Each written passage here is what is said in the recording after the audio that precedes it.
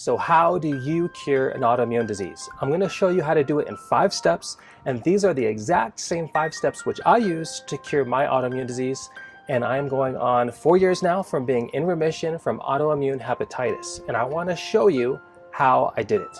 These 5 steps I'm about to show you are the basic structure of how to approach healing an autoimmune disease. So let's get right into it. Step number 1 of the 5-step process: remove all harmful foods and toxins. Now, to understand why this is step number 1, you have to first understand what is causing autoimmune diseases in the first place. Well, let's look at some research studies and what the professionals are saying about this. From a scientific research study, genetic and epigenetic factors interacting with the environment over time are the main causes of complex diseases such as autoimmune diseases. Well, let's get another opinion. Look at what Mayo Clinic has to say. It's likely that lupus results from a combination of your genetics and your environment. Also, they say type 1 diabetes is thought to be caused by a combination of genetic susceptibility and environmental factors. Now let's hear it from the CDC. What are the risk factors for RA? That's rheumatoid arthritis.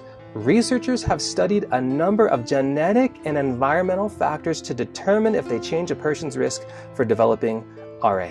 So what we see over and over, quote after quote, it's genetics plus environmental factors. And when they're saying environmental factors, they're referring to toxins, things that are toxic to your body. And this combination right here, a genetically susceptible person exposed to certain environmental factors, environmental toxins, creates the autoimmune epidemic that we're seeing right now. So the obvious next question is, what are these environmental factors, these environmental toxins that are causing autoimmune diseases? In our research, we have found 13 common sources, toxins in our environment that are triggering autoimmune diseases. And all of these have been documented in scores of studies as either directly triggering autoimmune diseases or as a factor in the development of autoimmune diseases. So here's the big question. What are these environmental factors, these environmental toxins in your situation? That's the million-dollar question, right? What are these for you? To make it easier for you to answer that question for yourself, we've actually created a free tool. It's an autoimmune toxin triggers test. You could find a link to that in the description below, or you could find a link to that in the card here. Step number 2, heal the leaky gut. Now, leaky gut, in case you don't know, is when the walls of the small intestine become permeable. You see, the small intestine wall is lined with these little finger-like projections called villi. And these villi absorb nutrients. They also keep out toxins. And when these little villi get damaged, they either become flattened or they can become separated, and that creates this intestinal permeability that we're talking about. Now, this is devastating for the body because any undigested particles of food, any bad bacteria or viruses you may have been exposed to can now get through the gut, the walls of the gut, get into your bloodstream, and now have access to every part of your body, including your brain. And this causes a multitude of issues, and it's a foundational problem lying at the base of most autoimmune diseases that are occurring. Leaky gut is so common with autoimmune patients that if you have an autoimmune disease, you probably have leaky gut. So if you have leaky gut, what do? Well, I have found 7 therapies, 7 natural therapies to heal leaky gut. And I want to show you 2 of my favorite right now. That's turmeric and aloe vera gel. Let me show you how to use these. So you see I have the aloe plant here, which we picked up at our local Whole Foods. And you just want to cut a cross section of it about 1/4 to 1/2 inch thick. And all you need to do is take the knife and slice it between the meat and the bottom edge of the skin, and that will just open it right up, and you'll see all that meat there. And you could spend your time cutting it out. I'll show you how to do that, but I just like to eat it just like that. Aloe is amazing in its ability to heal wounds. It also heals a damaged gut. It heals, you could say, the wounds of your gut. And I used aloe and I saw improvement. Some people have a hard time with the consistency, so you could just put the gel in a blender with a little water and blend it up after you've cut it out of the skin and drink it that way. Now, after you're done eating your piece of aloe, you could just stick it in a container with water and let it sit on your counter. It will last this way for at least a month plus. Or if you don't want to, you could put that container in the fridge. It'll last a little bit longer. Another natural remedy I want to talk about is turmeric. So you could make a really great drink out of turmeric that you could take twice a day. And you want to start by getting half a teaspoon of powdered turmeric and putting it in a glass. Now, turmeric is about 5% curcumin, which is a powerful anti-inflammatory component.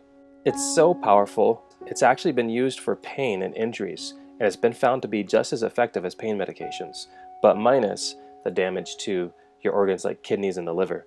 So now you want to add about a quarter cup of water to that turmeric. It's more effective when taken with some kind of fat. So coconut milk is perfect since coconut is also good for autoimmunity. So you could just put a little spoonful of coconut milk in there.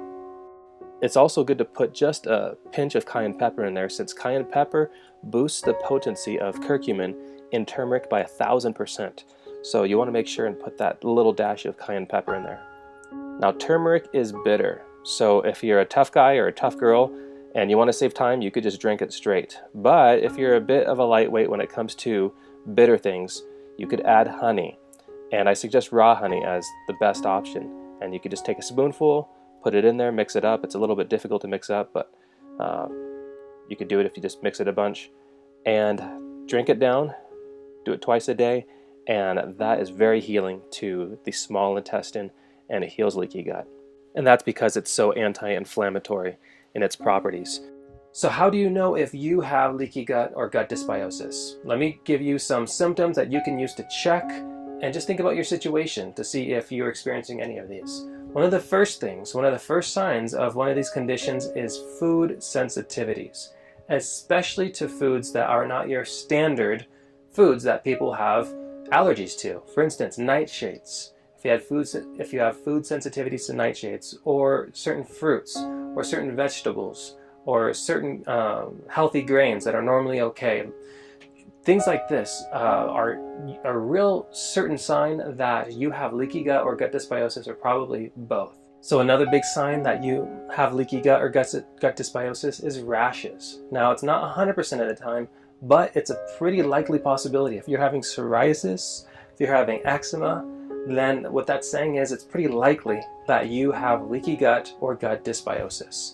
Some other ones are fatigue, brain fog, severe mood swings, insomnia. All of these are really big signs of leaky gut. Now we want to go into the third step of how to reverse autoimmunity, Nutrify. So the body is malnourished, and because of that, malnourished systems malfunction. Your systems are malfunctioning in your body because they are undernourished and they are susceptible and under attack. So the body needs the building materials to repair this lack of nutrition. And so you want high amounts, therapeutic amounts of nutrients. So there's two parts to this. You want a really clean diet, and also you want additional, on top of your diet, you want an additional high concentrated nutrition. Now, how do you do this? How do we achieve this? Well, let me show you. Okay, so this is how we Nutrify. This is how we get condensed nutrients juicing. And we got the cold press vegetable and fruit juicer here. And this is really good for juicing specifically dark leafy greens. It's the best. You're gonna get the most out of your greens using this slow masticating cold press juicer. So the juice I'm going to show you is going to be a really good base juice for just about any autoimmune patient, and it starts with carrots. We're going to put 6 carrots in this juice, and the reason why we have the carrots is because, number one, they taste good. They're just like a really great base for just about any juice, but also they're high in vitamin A, which helps with immune function, which is obviously really important for autoimmune patients. And also, vitamin A, beta-carotene converts to vitamin A in the body, which is good for your skin.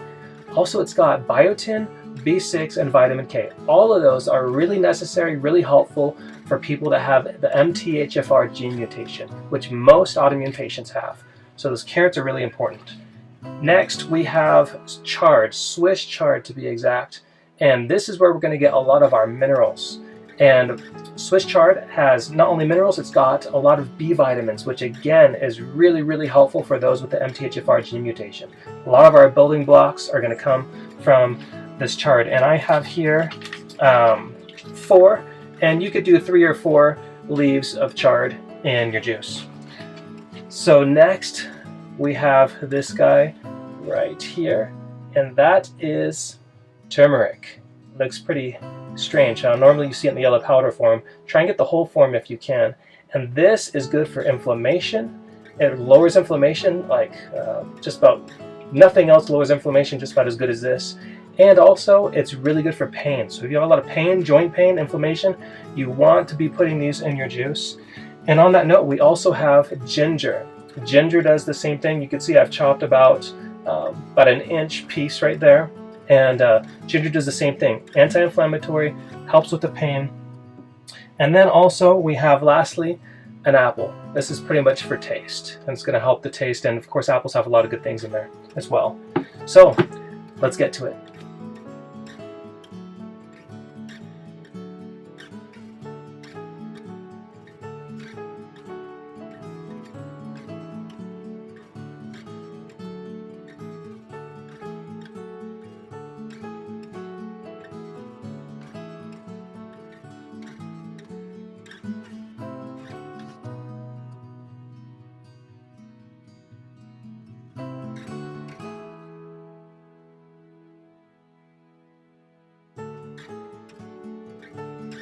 So it's important to know with the juicing, if you're hypothyroid, you don't want cruciferous vegetables because those have been known to suppress the thyroid. All right, there we have it. We got about 10 ounces, a little under 2 cups of healing green juice. Enjoy. It's good stuff. Now, how much of this juice do you have to drink a day? I recommend, what I did as a matter of fact, is 1 10-ounce juice a day. This step, this nutrifying that we're doing, is necessary to prepare us for a very important step. That's step number 4, and that is detox. Step number 4 is cleanse and detox. This is super crucial because we've cut off the toxic flow with step number 1, but now what do we do with all the toxins that are still in our body that have been built up? We've literally been collecting and building up toxins through the years and years of chronic toxic exposure, probably without you even knowing about it. Your body's been storing up toxins. So what do we do about that? We have to get these toxins out of the body. And as long as they're there, they're going to continue to confuse your immune system to launch an attack on your own organs and tissues. So how do you detox for autoimmunity? So there's 3 kinds of detoxes that I want to share with you. And I'm going to go from the easiest kind to the hardest kind. But also, as I'm doing that, I'm also going from the least powerful to the most powerful. So 3 kinds. Here we go. The first is a gentle cleanse. And you could be on this type of a cleanse for 3 to 12 months, maybe even longer. And what this is pretty much 1 juice a day. There's a few other things you take, but it's pretty much 1 juice a day.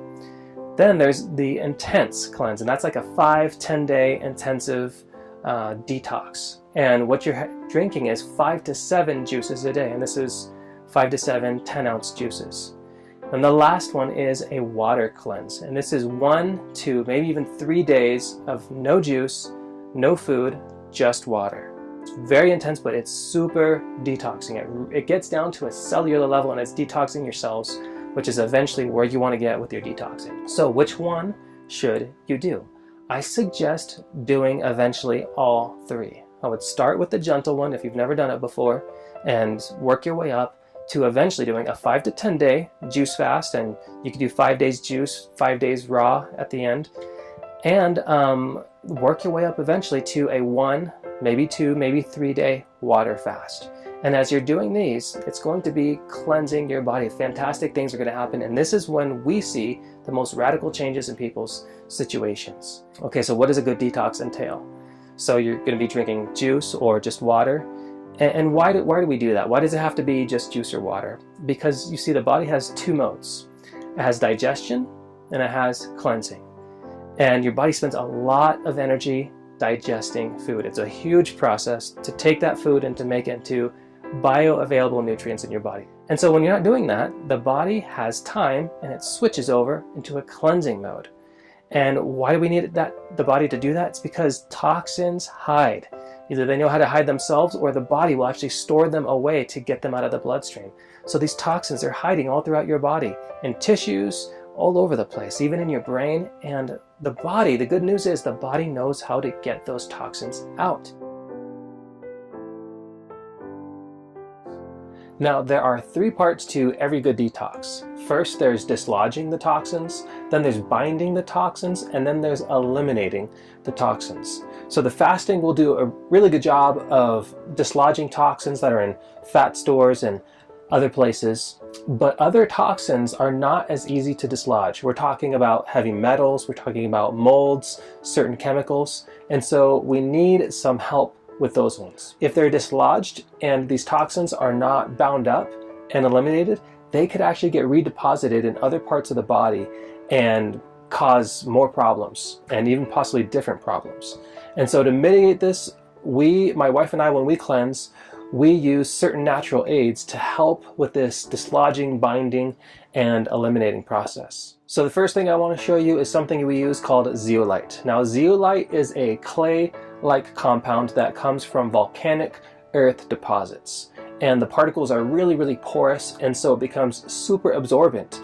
And it actually has a really strong affinity for toxins. So this is what it looks like, and this is the very bottle that we use when we do a cleanse. And one of the biggest features that I really like about nanozeolite is that it's found to detox at a cellular level, and that is really, really awesome, because that is essentially where you want to get with all your detoxing. You want to get into your cells and get the stuff out of your cells that's messing with the DNA, that is causing problems at really the most basic level of your anatomy, which is your cell. So the only thing about nanozeolite is it can be pricey. But I've put a link in the description below where we buy it and where we found it the cheapest. And as a matter of fact, all the things I'm about to share with you, all these natural aids, we've been using it for a while. We've done the research, and we've put links below for all the places that we've found all these the cheapest, so you could find those there. So the thing I want to move on to next is modified citrus pectin. And so this is what it looks like right over here, modified citrus pectin. And this is something else that we use in our cleanses. And what that is it's a carbohydrate that's found in the peel and in the pulp of citrus fruits. And it's been condensed into smaller particles, and they've been found to have a really strong absorbing power to toxins in the bloodstream.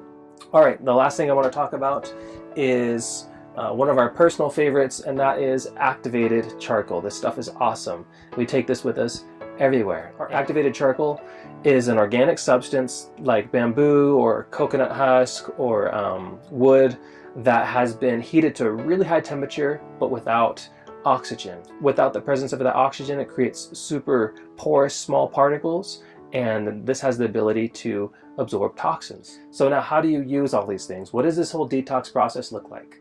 Watch me. So here's the schedule. 6 a.m. start with lemon and water. So the lemon is going to cause the liver to put out bile, and with it all the toxins that have been accumulating in the liver all night. So you want to follow this with 2 to 3 cups of warm water.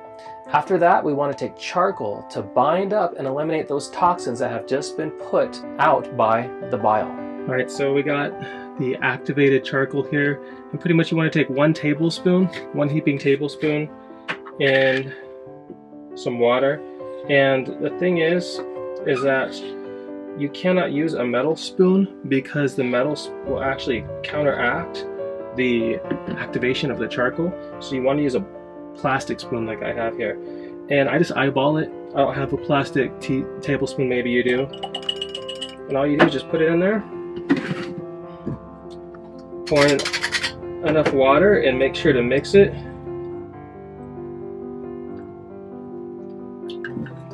And it'll kind of like fluff up, and that happens. Some particles will come out. Just mix it really well. It's a little bit grainy. It doesn't taste that bad. It's a little bit grainy. And just put it down the hatch.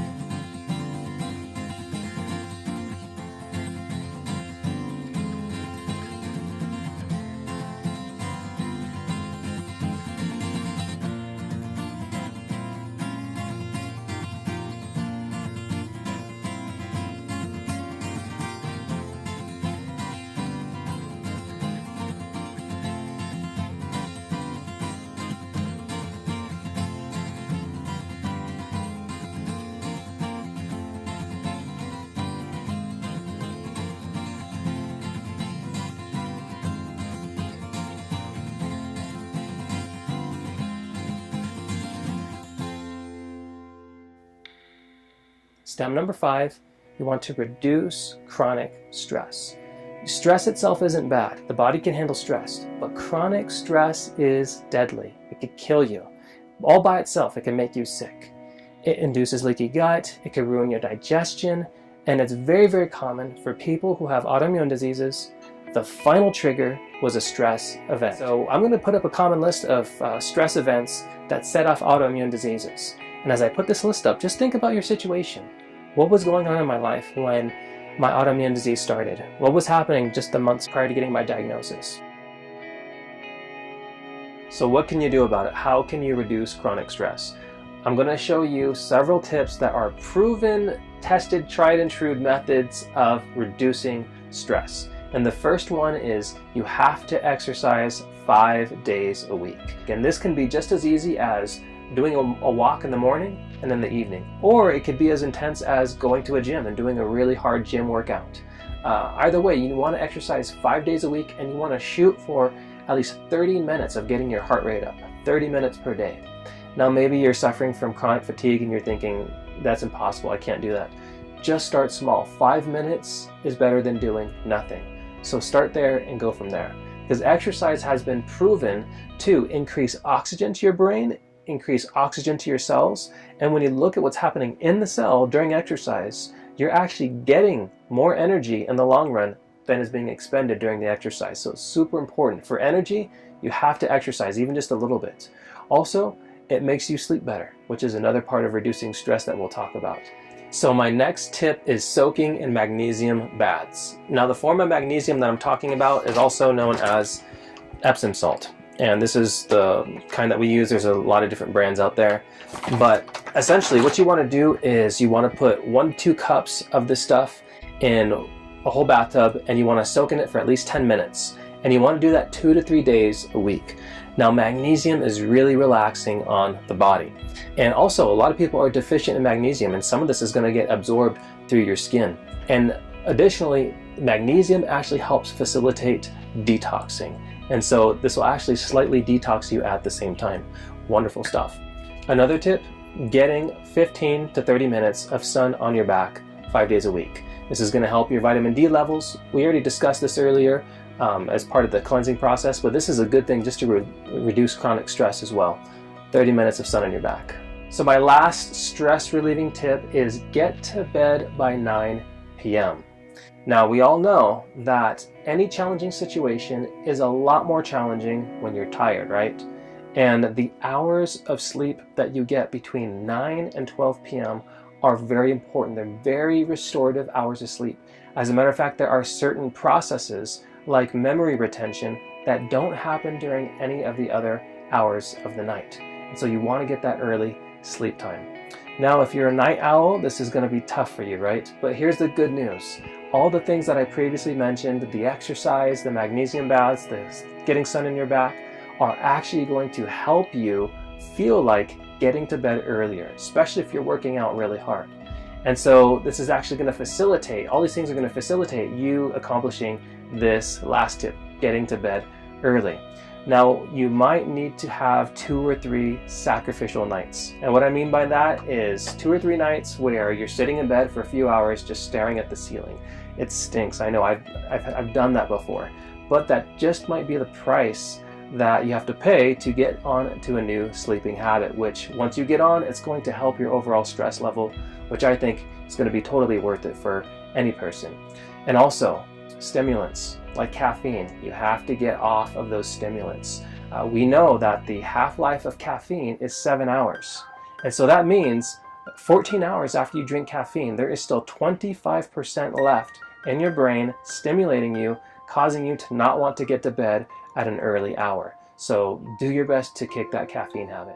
Now there are other issues related to chronic stress that are not so easy. And these are typically deep-rooted problems. We're talking about forgiveness, resentment, marriage problems, or children problems, problems raising kids.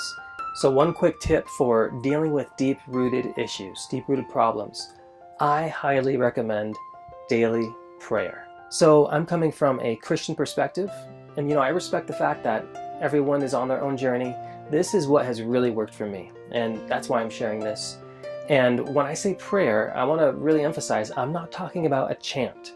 I'm talking about actually talking to God as if He's your friend. Talking with God, connecting with the divine, connecting with God. And I've seen people who have had massive breakthroughs through, those real deep-rooted tough issues that have been causing chronic stress through regular daily prayer. And I'm actually one of those people. It's done tremendous things for my life. I'll probably share more about that in the future. So here's a summary. The 5 steps to reverse autoimmune diseases. Number 1, remove the toxic exposure. Remove all the foods, all the toxins that got you in the situation to begin with. 2, heal the leaky gut. 3, Nutrify. 4, detox and cleanse. And 5, remove the chronic stress. And this is how you reverse autoimmune diseases. I've seen it happen over and over in people who have faithfully followed these steps and really stuck with it through the ups and downs. On our website, we have 4 ebooks about how to reverse fatigue, how to reverse rashes, about how I reverse my autoimmune disease. 3 of those ebooks are free. So go ahead and follow the link in the description below and help yourself. Did I miss anything? Is there anything that you wanted me to address or talk about that I didn't mention? What did I miss? Tell me in the comment section below. I hope this has been interesting to you, and may you be blessed in your pursuit of health.